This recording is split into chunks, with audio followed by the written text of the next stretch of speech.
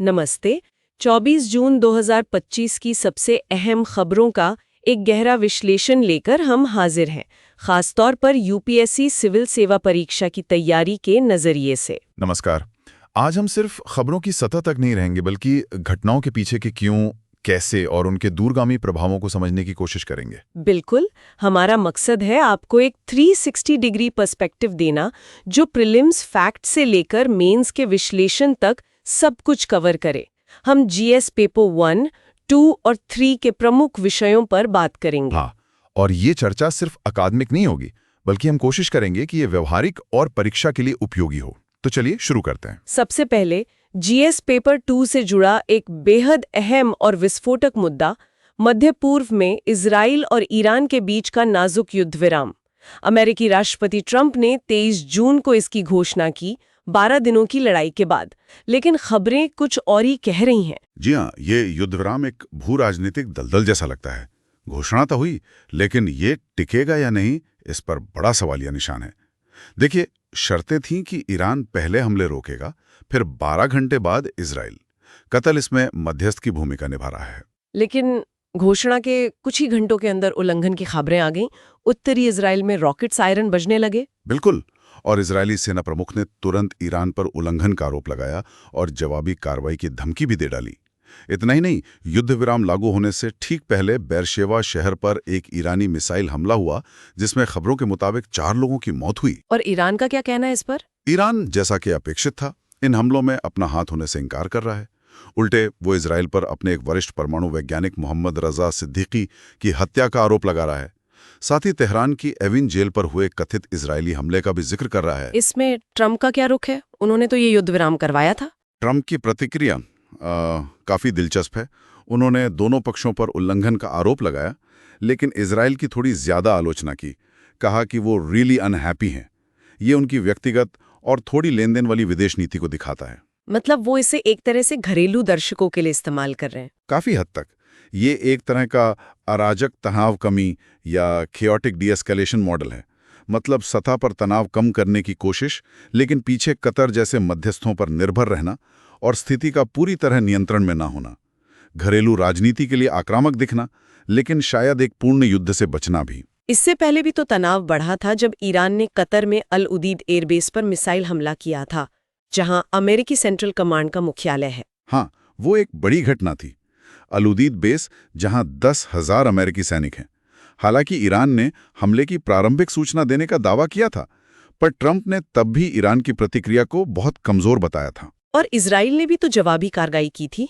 जी हाँ, इजराइल ने ईरान के 6 सैन्य हवाई अड्डों को निशाना बनाया था, करीब 15 लड़ाकू विमान नष्ट करने का दावा किया और यहां तक कि फोर्डो परमाणु सुविधा पर भी हमला किया था। तो ये तनाव अचानक नहीं बढ़ा है, इसकी एक पृष्ठभूमि है। इस सब का भारत पर क्या असर पड़ रहा है? भारत के लिए स्थिति काफी चिंताजनक है। पहला, ऊर्जा सुरक्षा। मध्य पूर्व में अस्थिरता का सीधा असर तेल की कीमतों और आपूर्ति पर पड़ता है। दूसरा, हमारे नागरिकों की सुरक्षा। सरकार को ऑपरेशन सिंधु चलाना पड़ा अपने नागरिकों को वहां से निकालने के लिए। ऑपरेशन सिंधु याद रखिएगा। हाँ, ऑपरेशन सिंधु। तीसरा, मध्य पूर्व का हवाई क्षेत्र बंद होने से एयर इंडिया की उड़ानों पर भी असर पड़ा है। ये हमारी कनेक्टिविटी और व्यापार को प्रभावित करता है। भारत को बहुत सतर्क कूटनीति अपनानी पड़ रही है। वैश्विक स्तर पर क्या प्रतिक्रिया है? ये मुद्दा नाटो शिखर सम्मेलन में भी उठा। वैश्विक बाजारों पर भी असर दिखा। हालांकि निक्केई सूचकांक में थोड़ी वृद्धि देखी गई। युद्ध विराम की खबर के बाद अमेरिका में भी घरेलू राजनीति गरमाई हुई है। डेमोक्रेट्स ईरान के खिलाफ युद्ध शक्तियों के प्रस्ताव पर विचार कर रहे हैं। तो कुल मिलाकर ये युद्ध विराम बहुत ही नाजुक है। स्थायी शांति की उम्मीद कम है। फिलहाल तो यही लगता है। ये शायद एक अस्थायी विराम है। दोनों पक्ष शायद एक पूर्ण युद्ध से बचना चाहते हैं, लेकिन घरेलू राजनीति और क्षेत्रीय दबदबे के लिए आक्रामक रुख भी बनाए रखना चाहते हैं। ये वैश्विक सुरक्षा और ऊर्जा बाजारों के लिए एक बड़ा खतरा बना हुआ है। चलिए अब एक और महत्वपूर्ण अंतर्राष्ट्रीय और रणनीतिक मुद्दे पर आते हैं, जिसका सीधा संबंध भारत और पाकिस्तान से है। भारत ने सिंधु जल संधि यानी इंडस वाटर्स ट्रीटी को निलंबित कर दिया है। जी, ये एक बहुत बड़ा कदम है जिसके भारत पाकिस्तान संबंधों पर गहरे असर होंगे। पहलगाम में हुए आतंकी हमले के बाद भारत सरकार ने ये फैसला लिया और संधि को स्थगित यानी इन अबेयंस रखने की बात कही है। और इसे सीधे तौर पर सीमा पार आतंकवाद पर पाकिस्तान की कार्रवाई से जोड़ा गया है। हाँ, भारत का तर्क यही है कि जब तक पाकिस्तान आतंकवाद पर लगाम नहीं लगाता तब तक संधि को स्थगित रखा जाएगा। साथ ही भारत ने विश्व बैंक से किशनगंगा और रतले जल विद्युत परियोजनाओं पर चल रही तटस्थ विशेषज्ञ कार्यवाही को रोकने का भी अनुरोध किया है। क्या आप हमारे श्रोताओं के लिए सिंधु जल संधि 1960 को थोड़ा समझा सकते हैं? जरूर। ये संधि 1960 में भारत और पाकिस्तान के बीच विश्व बैंक की मध्यस्थता से हुई थी। 1960 में इसके तहत सिंधु नदी प्रणाली की 6 नदियों का पानी बांटा गया। 6 नदियां? कौन कौन सी? 3 पूर्वी नदियां, सतलुज, ब्यास और रावी। इनका लगभग पूरा पानी भारत के हिस्से में आया। और 3 पश्चिमी नदियां, सिंधु, झेलम और चिनाब, इनका पानी पाकिस्तान को मिला। अच्छा, पूर्वी नदियां भारत को, पश्चिमी पाकिस्तान को। हाँ, लेकिन एक महत्वपूर्ण बात यह है कि पश्चिमी नदियों पर भारत को कुछ गैर उपभोग उपयोग नॉन कंज्यूमेटिव यूज की अनुमति है, जैसे कि रन ऑफ द रिवर पनबिजली परियोजनाएं बनाना। इस संधि को अक्सर दुनिया के सबसे सफल जल बंटवारा समझौतों में से एक माना जाता रहा है। तो अब भारत के इस कदम का विश्लेषण कैसे करें? क्या ये पानी को एक रणनीतिक हथियार की तरह इस्तेमाल करना है? देखिए, इसे भारत की हाइड्रो रियोपॉलिटिक कहा जा सकता है। भारत एक ऊपरी तटवर्ती राज्य होने के अपने भौगोलिक लाद का उपयोग कर रहा है। तर्क यह है कि संधि की भावना का सम्मान तब तक नहीं हो सकता जब तक सीमा पार से आतंकवाद जारी है। ये पानी को स्टेट क्राफ्ट यानी शासन कला के एक उपकरण के रूप में इस्तेमाल करने जैसा है। इसके कानूनी और कूटनीतिक निहितार्थ क्या होंगे? विश्व बैंक और पाकिस्तान की क्या प्रतिक्रिया है? भारत ने विश्व बैंक के नियुक्त तटस्थ विशेषज्ञ मिशेल लेनोर को सूचित कर कार्रवाई रोकने को कहा है। जाहिर है पाकिस्तान इसका विरोध कर रहा है। संयुक्त राष्ट्र भी स्थिति पर नजर रखे हुए है। ये एक जटिल कानूनी और कूटनीतिक स्थिति पैदा करता है। क्या भारत सिर्फ संधि निलंबित कर रहा है या कुछ और कदम भी उठा रहा है? नहीं, ये एक सोची समझी बहुआयामी रणनीति लगती है। सिर्फ विरोध या निलंबन नहीं, बल्कि भारत चिनाब नदी पर अपनी 4 निर्माणाधीन या प्रस्तावित जल विद्युत परियोजनाओं पाकल-दुल, रतले, किरू और क्वार के काम को तेज कर रहा है। ये दिखाता है कि भारत संधि के तहत मिले अपने अधिकारों का सक्रिय रूप से दावा कर रहा है। तो निष्कर्ष ये है कि भारत अब पानी के मुद्दे पर पाकिस्तान पर दबाव बनाने की एक नई नीति अपना रहा है। जी हाँ, ये पाकिस्तान पर दबाव बढ़ाने की एक स्पष्ट कोशिश है, लेकिन इसके कुछ जोखिम भी हैं। इससे अन्य सीमा पार जल समझौतों का राजनीतिकरण हो सकता है और अंतर्राष्ट्रीय स्तर पर भारत पर भी नजरें रहेंगी। क्षेत्र की स्थिरता अब दोनों देशों के परिपक्व व्यवहार और अंतर्राष्ट्रीय समुदाय की भूमिका पर निर्भर करेगी। बिल्कुल। अब जीएस पेपर 2 के ही एक और अहम मुद्दे पर आते हैं, संघवाद पर दबाव। द हिंदू में आज यानी 24 जून 2025 को एक संपादकीय आया है जो भारतीय राजनीति में संघीय ढांचे के कथित कमजोर होने पर चिंता जताता है। हाँ, ये एक आवृत्ति विषय है और संपादकीय का तर्क है कि धीरे धीरे राज्यों की स्वायत्ता कम हो रही है और सहकारी संघवाद कोऑपरेटिव फेडरलिज्म की भावना कमजोर पड़ रही है। किन मुख्य क्षेत्रों में ये केंद्रीकरण या दबाव देखा जा रहा है? संपादकीय 3 मुख्य क्षेत्रों की ओर इशारा करता है। पहला, राजकोषीय केंद्रीकरण, फिस्कल सेंट्रलाइजेशन।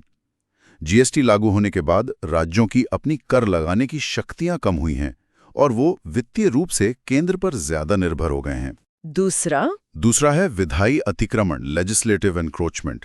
ऐसा कहा जा रहा है कि केंद्र सरकार समवर्ती सूची यानी कंकरेंट लिस्ट के विषयों पर जरूरत से ज्यादा कानून बना रही है और अध्यादेशों का भी बार बार इस्तेमाल कर रही है, जिससे राज्यों का विधायी क्षेत्र सिकुड़ रहा है। और तीसरा है राजनीतिक अतिक्रमण, पॉलिटिकल एनक्रोचमेंट। इसमें राज्यपाल के पद के कथित दुरुपयोग का जिक्र है और केंद्रीय जांच एजेंसियों जैसे सीबीआई या ईडी की कार्रवाइयों पर भी सवाल उठाए गए हैं कि क्या उनका इस्तेमाल राजनीतिक विरोधियों के खिलाफ किया जा रहा है। संवैधानिक नजरिए से इसे कैसे देखा जाए? संपादकीय हमारे संविधान के अनुच्छेद 1 का हवाला देता है, जो कहता है India that is Bharat shall be a union of states, यानी भारत राज्यों का एक संघ होगा। अनुच्छेद 1 याद रखिएगा। संपादकीय का मानना है कि यह बढ़ता केंद्रीकरण इस राज्यों के संघ की मूल भावना के खिलाफ है। इसमें न्यायपालिका की कथित चुप्पी, जुडिशियल साइलेंस पर भी टिप्पणी की गई है। तो इस स्थिति को सुधारने के लिए क्या सुझाव दिए गए हैं? आगे की राह क्या हो सकती है?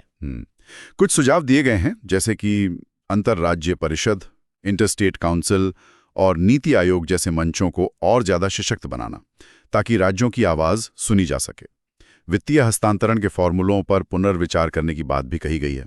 साथ ही केंद्रीय एजेंसियों के हस्तक्षेप को सीमित करने के लिए स्पष्ट कानूनी और संवैधानिक उपायों की जरूरत बताई गई है। तो कुल मिलाकर संघवाद का स्वास्थ्य देश के शासन, विकास और राष्ट्रीय एकता के लिए बहुत महत्वपूर्ण है। बिल्कुल, एक स्वस्थ संघीय ढांचा ही विविधता में एकता को बनाए रख सकता है। केंद्रीयकरण के इस बढ़ते चलन को संबोधित करना जरूरी है और इसके लिए संवैधानिक सिद्धांतों का पालन, राजनीतिक विवेक और मजबूत संस्थाओं की जरूरत होगी। चलिए अब रक्षा क्षेत्र में हुए एक बड़े सुधार की बात करते हैं। ये भी जीएस पेपर 2 के गवर्नेंस और पॉलिटी से जुड़ा है। रक्षा मंत्री श्री राजनाथ सिंह ने एक महत्वपूर्ण फैसला लिया है। जी हां, रक्षा मंत्री ने chief of defence staff CDS और सचिव सैन्य मामलों के विभाग department of military affairs DMA को ये अधिकार दिया है कि वो तीनों सेनाओं थल सेना, नौसेना और वायुसेना पर लागू होने वाले संयुक्त निर्देश और संयुक्त आदेश जॉइंट इंस्ट्रक्शंस और जॉइंट ऑर्डर्स जारी कर सकें। ये पहले कैसे होता था और इस बदलाव का क्या मतलब है? पहले व्यवस्था ये थी कि तीनों सेनाओं के अपने अपने मुख्यालय अलग अलग निर्देश और आदेश जारी करते थे। अब सीडीएस, जो कि चीफ्स ऑफ स्टाफ कमेटी के स्थायी अध्यक्ष भी हैं, और डीएमए के प्रमुख भी, को ये अधिकार दिया गया है कि वो एक एकीकृत आदेश जारी कर सकें जो तीनों सेवाओं पर लागू हो। पहला ऐसा संयुक्त आदेश जारी भी हो चुका है जो इसकी प्रक्रिया निर्धारित करता है। तो ये सिर्फ एक प्रक्रियात्मक बदलाव है या इसका कोई गहरा रणनीतिक महत्व है? ये दिखने में प्रक्रियात्मक लग सकता है, लेकिन इसका रणनीतिक महत्व बहुत गहरा है। अगर सीडीएस और डीएमए का गठन भारतीय सेना के एकीकरण के लिए हार्डवेयर तैयार करना था, तो ये कदम उस हार्डवेयर को चलाने के लिए जरूरी सॉफ्टवेयर अपडेट है। सॉफ्टवेयर अपडेट दिलचस्प उपमा है। तो इसके फायदे क्या होंगे? इसके कई फायदे हैं।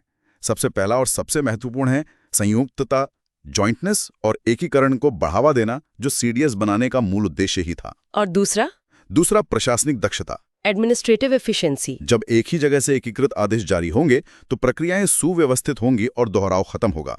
क्या इसका संबंध इंटीग्रेटेड थिएटर कमांड्स बनाने से भी है? बिल्कुल, ये एकीकृत theatre commands integrated theatre commands के अंतिम लक्ष्य को हासिल करने की दिशा में एक अनिवार्य शर्त है।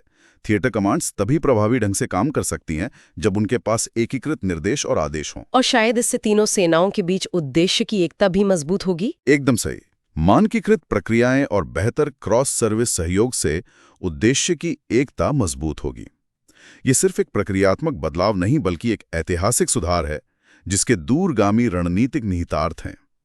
ये सैन्य एकीकरण को कागज से जमीन पर उतारने की दिशा में एक ठोस कदम है। यानी भविष्य के मल्टी डोमेन युद्धों के लिए बेहतर तैयारी। जी हाँ, ये उसी दिशा में एक महत्वपूर्ण कदम है।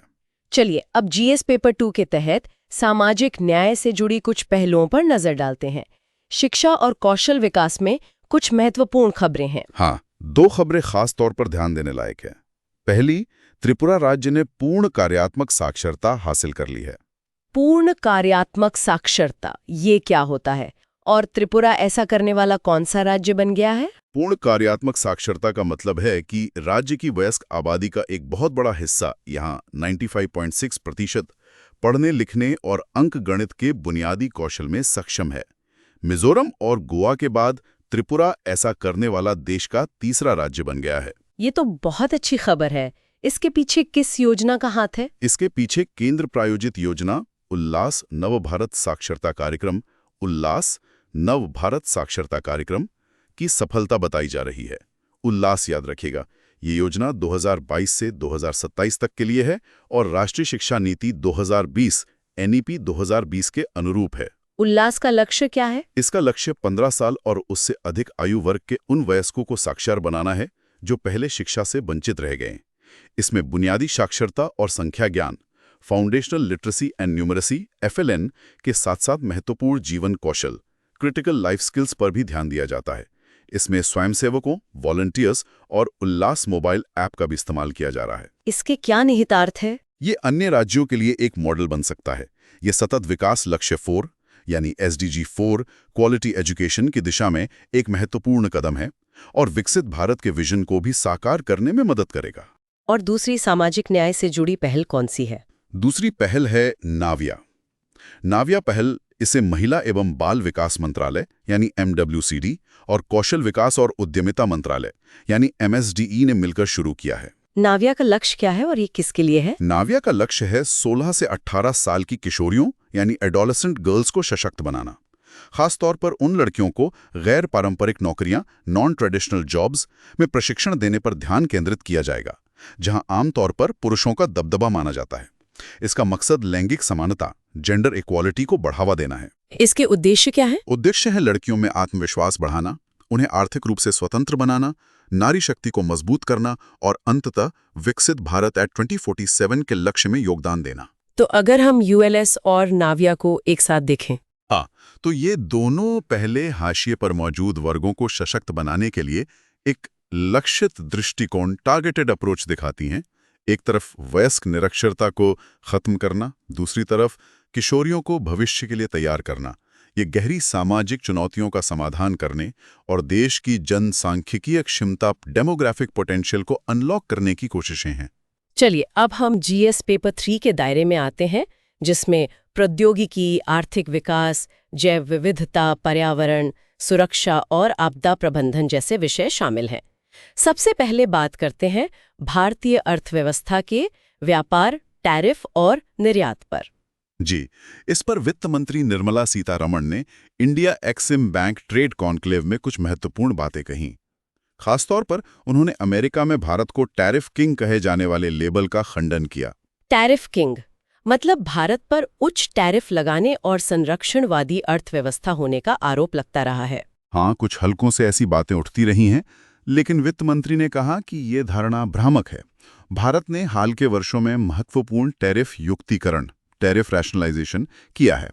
उन्होंने बताया कि पिछले बजटों में औद्योगिक वस्तुओं के लिए 7 अलग-अलग टैरिफ दरें हटाई गईं, जिससे अब कुल टैरिफ दरें घटकर सिर्फ 8 रह गई हैं, जिसमें शून्य दर भी शामिल है। सिर्फ 8 टैरिफ दरें। 8 टैरिफ दरें।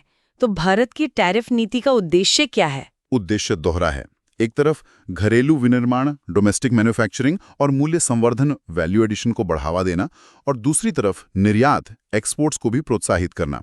ये एक संतुलन बनाने की कोशिश है। इसके लिए सरकार किस तरह का दृष्टिकोण अपना रही है? सरकार चयनात्मक टैरिफ कटौती, सिलेक्टिव टैरिफ कट्स कर रही है और साथ ही उत्पादन लिंक्ड प्रोत्साहन, प्रोडक्शन लिंक्ड इंसेंटिव, PLI जैसी योजनाओं के जरिए खास क्षेत्रों को बढ़ावा दे रही है। निर्यात के मोर्चे पर क्या स्थिति है?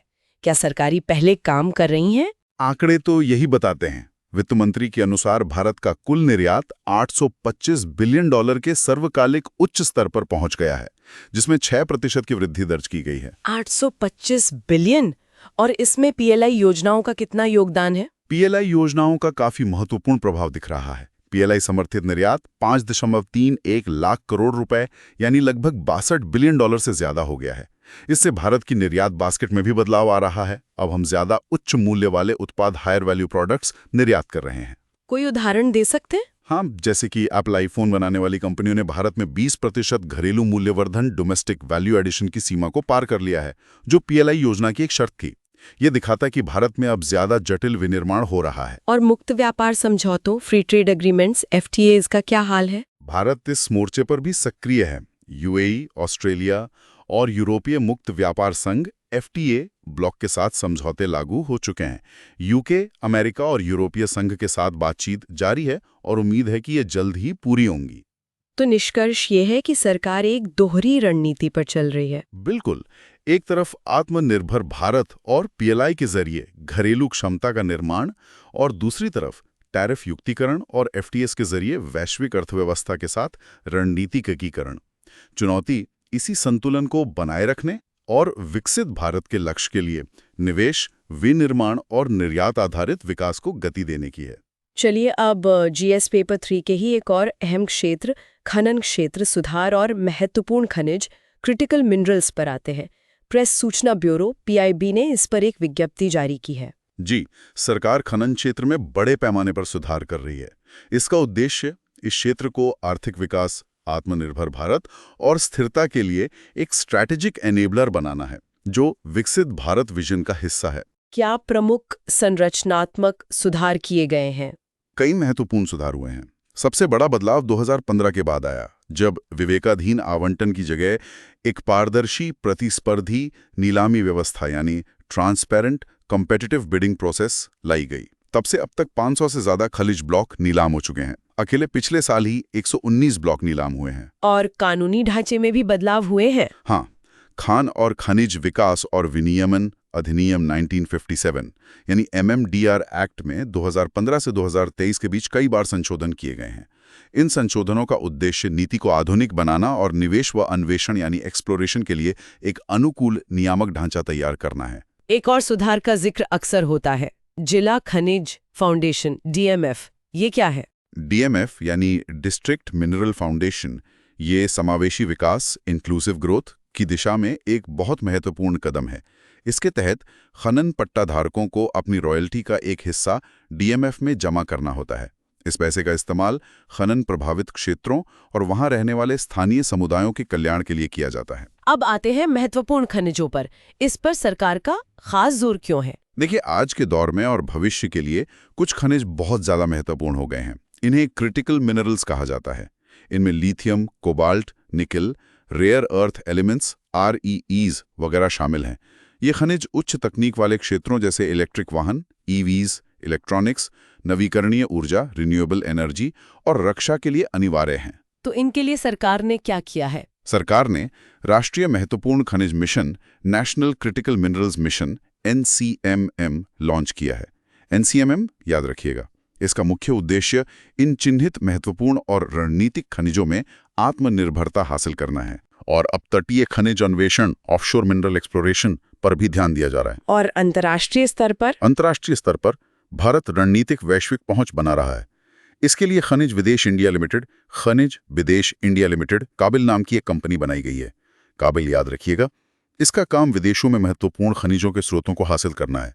उदाहरण के लिए काबिल ने हाल ही में अर्जेंटीना में लिथियम खदानों के अधिकार हासिल किए हैं। अच्छा, अर्जेंटीना में लिथियम। तो इन सुधारों और पहलों का कुल मिलाकर क्या उद्देश्य है? उद्देश्य स्पष्ट है, खनन क्षेत्र की पूरी क्षमता को पारदर्शी और टिकाऊ तरीके से अनलॉक करना, बाजार आधारित नीलामी और निजी क्षेत्र की खोज को सक्षम करके निवेशक विश्वास को बढ़ाना और NCMM व काबिल जैसी पहलों के जरिए महत्वपूर्ण खनिजों पर रणनीतिक फोकस करके 21वीं सदी के उद्योगों के लिए कच्चे माल की आपूर्ति श्रृंखला को सुरक्षित करना। इससे हमारी आयात निर्भरता, खासकर चीन पर, कम होगी और आर्थिक लचीलापन व राष्ट्रीय सुरक्षा मजबूत होगी। ये वाकई बहुत महत्वपूर्ण है।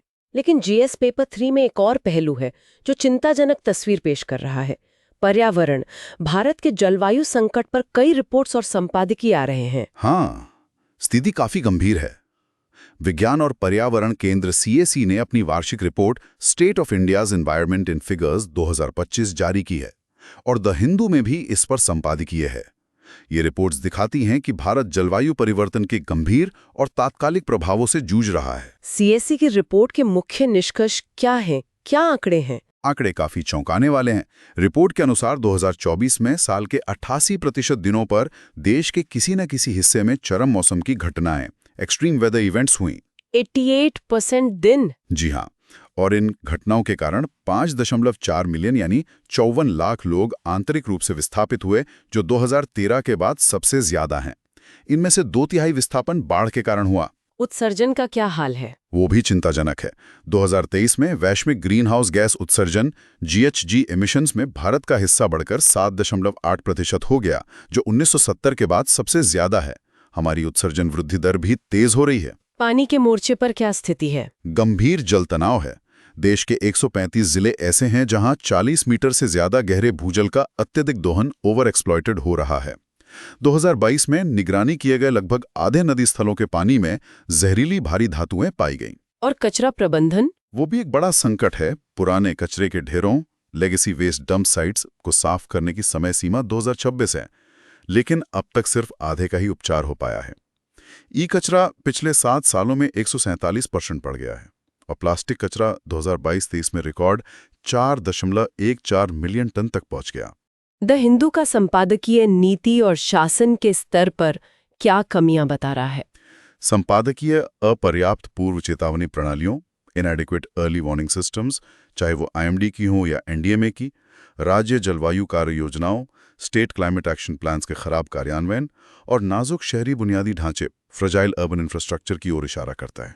आपने पहले जलवायु संकट के लैंगिक आयाम का भी जिक्र किया था। इस पर टाइम्स ऑफ इंडिया में एक ओपिनियन पीस आया है। जी हाँ, ये एक बहुत महत्वपूर्ण पहलू है। जलवायु परिवर्तन का बोझ महिलाओं, खासकर गरीब और हाशिए पर मौजूद महिलाओं पर असंगत रूप से पड़ता है। कैसे? कई तरीकों से, जैसे सूखा या बाढ़ आने पर पानी और ईंधन लाने की जिम्मेदारी महिलाओं पर बढ़ जाती है, जिससे उनका श्रम बढ़ता है। आपदाओं के बाद घरेलू हिंसा, यौन उत्पीड़न और बाल विवाह के मामले बढ़ जाते हैं। राहत शिविरों में भी महिलाएं अक्सर असुरक्षित महसूस करती हैं। उनके स्वास्थ्य पर भी असर पड़ता है। मातृ मृत्यु दर बढ़ सकती है। इसलिए जरूरी है कि जलवायु परिवर्तन से निपटने की नीतियों और निर्णय लेने की प्रक्रियाओं में महिलाओं को शामिल किया जाए।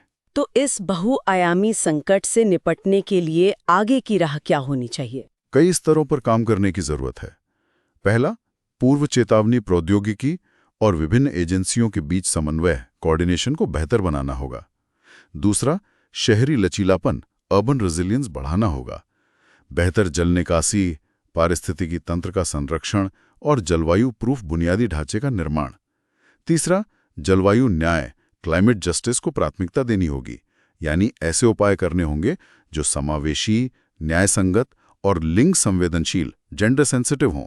तो निष्कर्ष ये है कि भारत एक गंभीर पर्यावरणीय संकट के बीच है और इससे निपटने के लिए व्यवस्थागत सुधारों और नीतियों के प्रभावी कार्यान्वयन की जरूरत है। बिल्कुल, हमें एक ऐसे डेटा संचालित दृष्टिकोण की जरूरत है जो पर्यावरणीय चिंताओं को आर्थिक विकास, सामाजिक समानता और लैंगिक न्याय के साथ एकीकृत करे। ये सिर्फ पर्यावरण का मुद्दा नहीं, बल्कि विकास और जीवन का मुद्दा है। लेकिन उम्मीद की किरण भी है।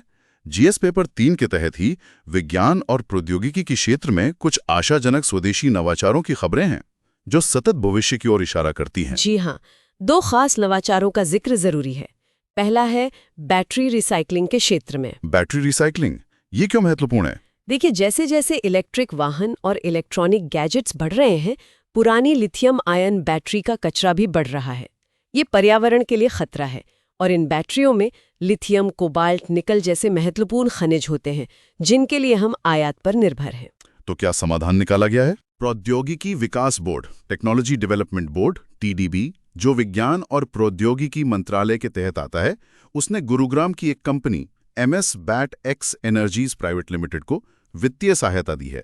BAT-X एनर्जीज याद रखिएगा। ये सहायता उनकी घरेलू टिकाऊ बैटरी रिसाइकलिंग तकनीक के व्यावसायिकीकरण के लिए है। ये तकनीक कैसी है? क्या खासियत है इसकी? ये एक पेटेंटेड हाइड्रोमेटलर्जिकल प्रक्रिया है, हाइड्रोमेटलर्जिकल प्रोसेस, जो कम तापमान और कम दबाव पर काम करती है। ये लिथियम आयन बैटरी से बहुत उच्च शुद्धता वाली बैटरी ग्रेड सामग्री जैसे लिथियम, कोबाल्ट, निकल, मैंगनीज निकाल सकती है। खास बात यह है कि ये केमिस्ट्री एग्नोस्टिक है, मतलब ये अलग अलग तरह की लिथियम बैटरियों को प्रोसेस कर सकती है। और रिकवरी रेट कितना है? रिकवरी रेट बहुत ज्यादा है, 97 से 99% तक, 97 to 99%। वाह! तो भारत के लिए इसका क्या महत्व है? ये भारत के लिए बहुत महत्वपूर्ण है। ये चक्रीय अर्थव्यवस्था, सर्कुलर इकोनॉमी को बढ़ावा देगा, बैटरी कचरे को मूल्यवान संसाधनों में बदलेगा। इससे महत्वपूर्ण खनिजों के आयात पर हमारी निर्भरता कम होगी, जो हमारी आर्थिक लचीलापन, इकोनॉमिक रेजिलियंस और राष्ट्रीय सुरक्षा को मजबूत करेगा। ये आत्मनिर्भर भारत और 2070 तक नेट जीरो के लक्ष्यों का भी समर्थन करता है। ये तो वाकई एक बेहतरीन नवाचार है। और दूसरा नवाचार कौन सा है? दूसरा नवाचार जल शोधन के क्षेत्र में है।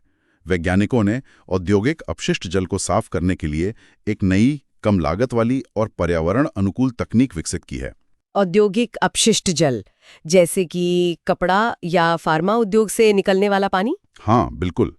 इन उद्योगों से अक्सर हानिकारक गैर बायोडिग्रेडेबल डाइज जैसे मेथिलीन ब्लू या कोंगो रेड पानी में मिल जाते हैं। इन्हें साफ करने के पारंपरिक तरीके या तो बहुत ऊर्जा लेते हैं या महंगे होते हैं। तो नई तकनीक क्या है? ये पीजो फोटोकैटालिसिस नामक प्रक्रिया पर आधारित है। इसमें एक विशेष उत्प्रेरक सामग्री, कैटलिस्ट मटेरियल का उपयोग किया जाता है, जिससे 2 ऊर्जा स्रोतों से सक्रिय किया जाता है।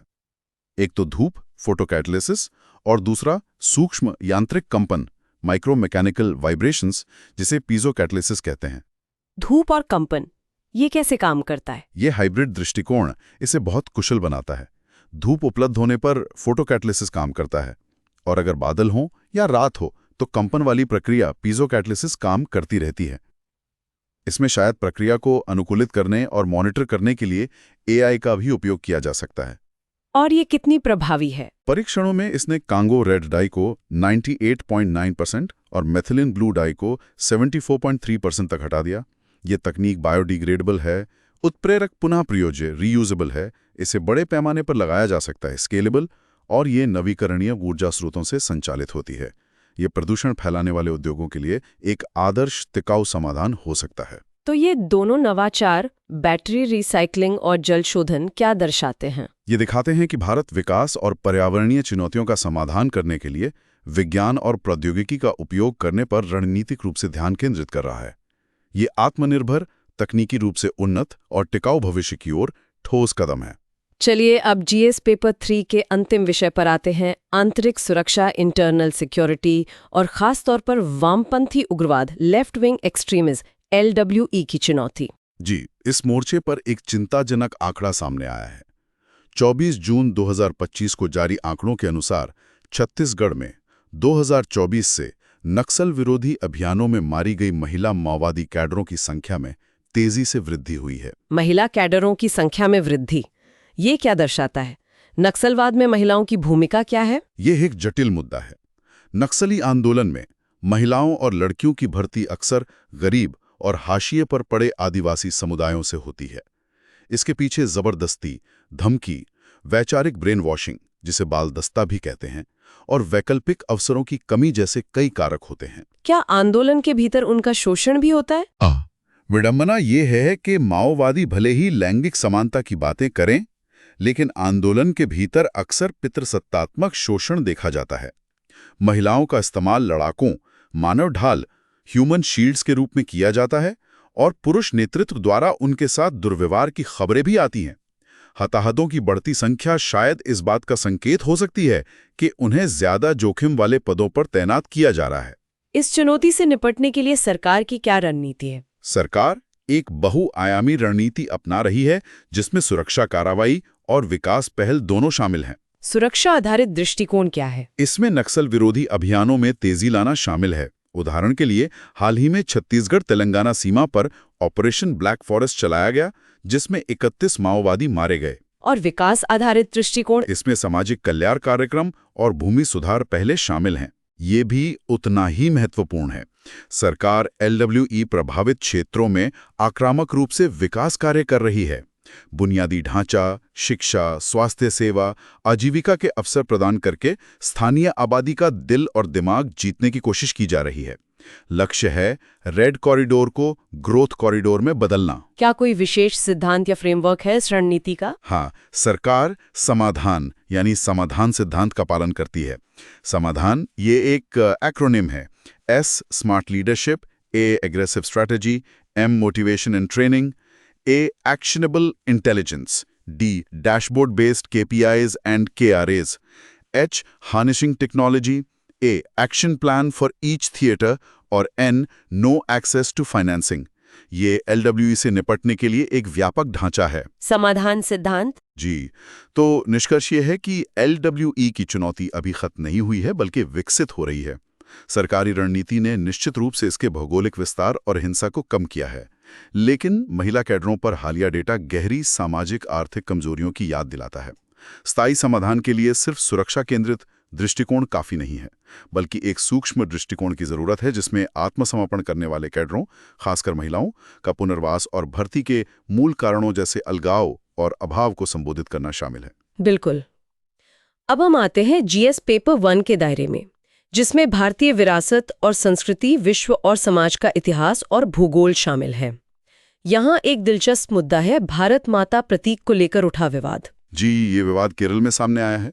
वहाँ के राज्यपाल ने कथित तौर पर आधिकारिक कार्यक्रमों में भारत माता की एक विशिष्ट छवि का इस्तेमाल किया, जिसमें शेर और भगवा ध्वज दिखाया गया है। और इस पर राज्य सरकार को आपत्ति है। हाँ, सत्तारूढ़ राज्य सरकार ने इसका कड़ा विरोध किया है। उनका आरोप है कि ये छवि एक तटस्थ राष्ट्रीय प्रतीक के बजाय एक खास सांप्रदायिक और राजनीतिक संदेश देती है। भारत माता का प्रतीक, इसका इतिहास क्या है? ये कैसे विकसित हुआ? ये काफी दिलचस्प इतिहास है। राष्ट्र को एक मात्र देवी के रूप में देखने का विचार 19वीं सदी के अंत में उभरा। बंकिम चंद्र चट्टोपाध्याय के उपन्यास आनंद मठ और उनके गीत वंदे मातरम ने इसे लोकप्रिय बनाया। शुरुआती अवधारणा अक्सर हिंदू देवी दुर्गा से प्रेरित थी, आनंद मठ और वंदे मातरम। लेकिन क्या इसका कोई धर्मनिरपेक्ष रूप भी विकसित हुआ? हाँ बिल्कुल। जब शुरुआती चित्रण की सांप्रदायिक व्याख्याओं की आलोचना हुई तो 20वीं सदी की शुरुआत में रविंद्रनाथ टैगोर के भतीजे अवनींद्रनाथ टैगोर ने भारत माता का एक बहुत अलग चित्रण किया। अवनींद्रनाथ टैगोर, वो कैसा चित्रण था? उनकी भारत माता एक शांत तपस्वी जैसी आकृति थी, साधारण भगवा वस्त्र पहने हुए और अपने 4 हाथों में शिक्षा, भोजन, वस्त्र और माला धारण किए हुए थी। ये चित्रण ज्यादा धर्मनिरपेक्ष, आध्यात्मिक और पोषण करने वाला माना गया। तो मतलब भारत माता का कोई एक निश्चित रूप नहीं है? नहीं, कोई एक सार्वभौमिक रूप से स्वीकृत दृश्य रूप नहीं है। 20वीं शताब्दी में लोकप्रिय कैलेंडर कला, साहित्य और सिनेमा में इसके बहुत विविध चित्रण हुए हैं। तो केरल में जो विवाद है वो उस विशिष्ट छवि को लेकर है जिसका राज्यपाल ने इस्तेमाल किया? हाँ, विवाद उसी विशिष्ट छवि को लेकर है जिसमें शेर और भगवा ध्वज है। ये छवि अक्सर अखंड भारत की एक खास दृष्टि से जुड़ी होती है और कुछ वैचारिक या राजनीतिक समूहों द्वारा इस्तेमाल की जाती है। आलोचकों का कहना है कि ये चित्रण समावेशी, इंक्लूसिव और राष्ट्रीय होने के बजाय बहिष्करणवादी, एक्सक्लूजनरी और बहुसंख्यकवादी, मेजॉरिटेरियन लगता है। इसमें राज्यपाल की संवैधानिक भूमिका का क्या प्रश्न उठता है? राज्यपाल एक उच्च संवैधानिक पद है। उनसे राजनीतिक तटस्थता, पॉलिटिकल न्यूट्रलिटी और संविधान के धर्मनिरपेक्ष लोकतांत्रिक मूल्यों को बनाए रखने की अपेक्षा की जाती है। जब एक राज्यपाल अपनी आधिकारिक क्षमता में किसी ऐसे प्रतीक का उपयोग करते हैं जो राजनीतिक या सांस्कृतिक रूप से विवादास्पद है, तो इसे इस गैर पक्षपातपूर्ण भावना का उल्लंघन और एक विशिष्ट राजनीतिक विचारधारा के समर्थन के रूप में देखा जा सकता है। और इसका संघवाद और शासन पर क्या असर पड़ सकता है? इससे राज्य सरकार और राजभवन के बीच तनाव बढ़ सकता है, जैसा कि केरल में हुआ भी, जहां इस घटना के बाद सड़क पर टकराव की भी खबरें आईं। ये दिखाता है कि सार्वजनिक प्रतीकों को लेकर समाज में कितनी गहरी संवेदनशीलता है। तो निष्कर्ष क्या निकलता है? सार्वजनिक प्रतीकों का उपयोग कैसे किया जाना चाहिए? निष्कर्ष यही है कि भारत जैसे विविधतापूर्ण समाज में सार्वजनिक प्रतीकों में अपार शक्ति होती है। राज्यपाल जैसे उच्च संवैधानिक पदों पर बैठे व्यक्तियों की विशेष जिम्मेदारी है कि वे सावधानी बरतें। अपने पद की गरिमा बनाए रखने, संस्थागत तटस्थता बनाए रखने और लोकतांत्रिक सद्भाव को बढ़ावा देने के लिए ये जरूरी है कि वे ऐसे प्रतीकों का उपयोग करें जो व्यापक रूप से समावेशी और एकीकृत करने वाले माने जाते हों, न कि पक्षपातपूर्ण या विभाजनकारी। बिल्कुल सही कहा आपने। ये थे आज के कुछ प्रमुख मुद्दे जिन पर हमने विस्तार से चर्चा की। अब समय है कुछ महत्वपूर्ण प्रीलिम्स फैक्ट्स पर नजर डालने का, जो आज की चर्चा से निकले हैं। जी हाँ, चर्चित स्थान याद रखिएगा: Al Udeid airbase, Qatar; Evin jail, Iran; Fordow परमाणु सुविधा, ईरान; और भारत में किशनगंगा और रतले परियोजनाएं, जम्मू कश्मीर। महत्वपूर्ण ऑपरेशंस और सिद्धांत: ऑपरेशन सिंधु, नागरिकों की निकासी के लिए; ऑपरेशन ब्लैक फॉरेस्ट, नक्सल विरोधी अभियान; और समाधान सिद्धांत, LWE से निपटने के लिए। योजनाएं और पहले: उल्लास, नव भारत साक्षरता कार्यक्रम, नाविया पहल, किशोरियों के सशक्तिकरण के लिए; और राष्ट्रीय महत्वपूर्ण खनिज मिशन, NCMM।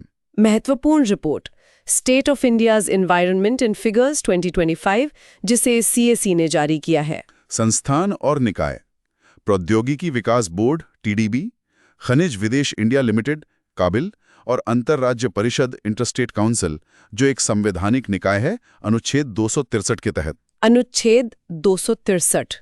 अंतर्राष्ट्रीय घटनाएं भी नोट कर लें। एशियाई अवसंरचना निवेश बैंक, AIIB की बैठक बीजिंग में हुई और लीबिया पर संयुक्त राष्ट्र सुरक्षा परिषद का सत्र भी आयोजित हुआ। ये कुछ तथ्य थे जो प्रीलिम्स परीक्षा के लिए उपयोगी हो सकते हैं। अब हमेशा की तरह मेंस परीक्षा के अभ्यास के लिए कुछ प्रश्न हम इन्हें यहाँ पढ़ रहे हैं, आप इन्हें लिखने का प्रयास जरूर कीजिएगा। पहला प्रश्न: हालिया इजराइल ईरान युद्ध विराम की नाजुक प्रकृति का विश्लेषण करें। इसके भारत की ऊर्जा सुरक्षा और क्षेत्रीय कूटनीति पर क्या प्रभाव है? GS paper 2। दूसरा प्रश्न: सिंधु जल संधि 1960 के प्रावधानों की व्याख्या करें। भारत द्वारा हाल ही में इसे निलंबित करने के निर्णय के रणनीतिक निहितार्थों और संभावित परिणामों पर चर्चा करें। GS paper 2। और तीसरा प्रश्न: भारत में बढ़ते केंद्रीकरण के दावों के संदर्भ में संघवाद के सिद्धांतों पर पड़ रहे दबावों का आलोचनात्मक मूल्यांकन करें। संवैधानिक संतुलन बनाए रखने के लिए क्या उपाय सुझाए जा सकते हैं? GS paper 2। इन प्रश्नों पर विचार जरूर करें और उत्तर लिखने का अभ्यास करें। चलिए अब आज की पूरी चर्चा के मुख्य बिंदुओं को संक्षेप में दोहरा लेते हैं। बिल्कुल। आज हमने देखा मध्य पूर्व में इजराइल ईरान युद्ध विराम की अस्थिरता और भारत पर इसका असर, जिसमें ऑपरेशन सिंधु शामिल है।